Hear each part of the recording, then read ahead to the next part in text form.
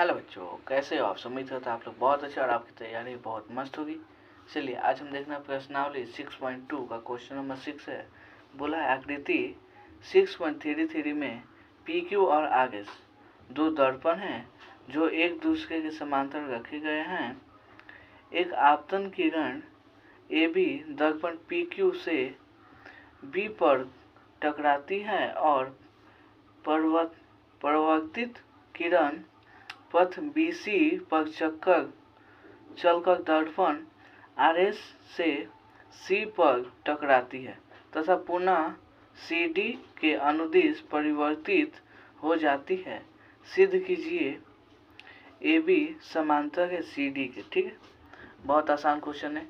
ये वाला फिगर आप समझ जाइएगा तो समझ जाइए कि क्वेश्चन भी आप समझ रहे। चलिए कॉपी पे इसे हल करते हैं। फिगर आपके सामने है, बिल्कुल स्टेप बाय स्टेप समझिएगा। ठीक है, क्योंकि ये क्वेश्चन थोड़ा लैंग्वेज वाला है, इसलिए हम आशा करते हैं कि आपको थोड़ा कम समझ में आ सकता है, लेकिन स्टेप बाय स्टेप देखिएगा और अंत तक देखिएगा तो मैं एकदम उम्मीद के साथ कह सकता हूँ कि ये वाला क्वेश्चन आपको बहुत अच्छा लगेगा और बहुत अच्छे से समझ में आएगा। चलिए जो दिया है उसको पहले लिख लीजिए। दिया क्या है जी? दिया है कि पी क्यू समांतर है। क्या है जी? पी क्यू समांतर है आर एस के। क्वेश्चन में दिया है, हमको सिद्ध क्या करना है जी? सिद्ध करना है, क्या सिद्ध करना है? कि ए बी समांतर है सी डी के। यही ना, बहुत आसान है। चलिए इसमें कुछ अपने से रचना करना पड़ेगा। रचना, क्वेश्चन को बनाने के लिए थोड़ा रचना की आवश्यकता है। देखिए, एक यहाँ से लंब खींचिए, यहाँ से बिंदु बी से, और एक यहाँ से। ये वाला दर्पण है, दर्पण से जहाँ पे सटा हुआ है वहीं से एक लंब खींच देना, एक यहाँ से एक यहाँ से। बस यही काम हुआ। इसको लिख दीजिए, इसका नाम दे दीजिए एम। क्या जी? एम। इसका नाम एन। तो क्या किए? बी एम लंब खींचे किस पे जी? ये लंब का साइन है पी क्यू पर, यही है ना पी क्यू। पी क्यू पर बी एम क्या है जी? एक लंब है। और इसका नाम है सी एन, तो सी एन लंब है किस पर जी? आर एस पर। यहाँ तक कोई दिक्कत? चलिए कोई दिक्कत नहीं है। अब आते हैं सिद्ध करने में।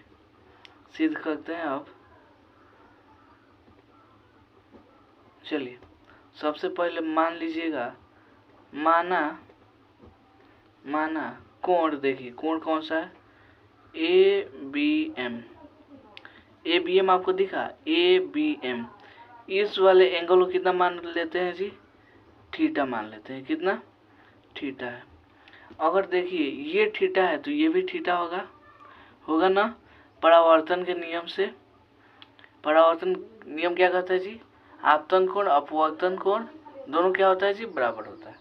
चलिए इसलिए कोण कौन सा जी? एम बी सी, ये भी कितना हो जाएगा?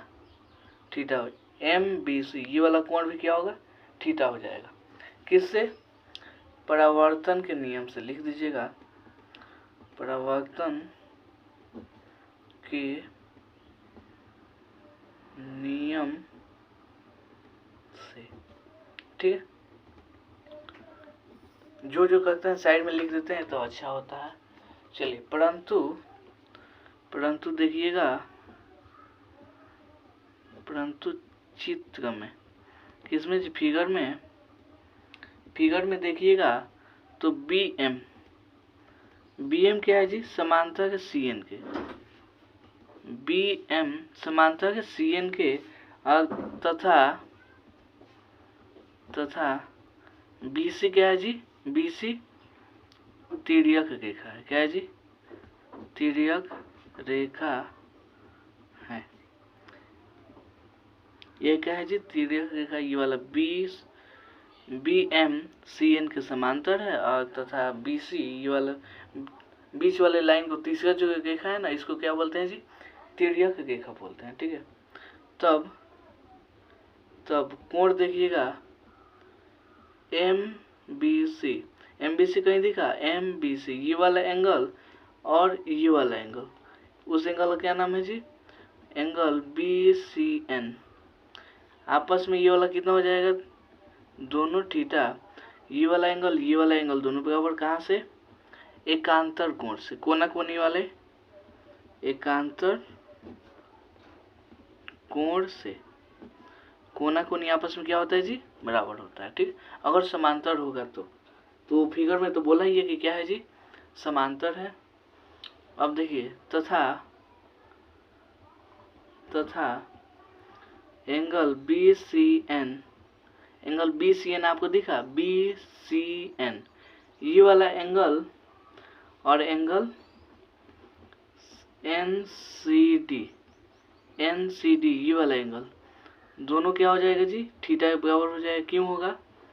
आप परावर्तन के नियम से, परावर्तन के नियम से। यहाँ तो कोई दिक्कत नहीं ना है। चलिए, चूंकि एंगल ABC बराबर है एंगल BCD, कितना जी?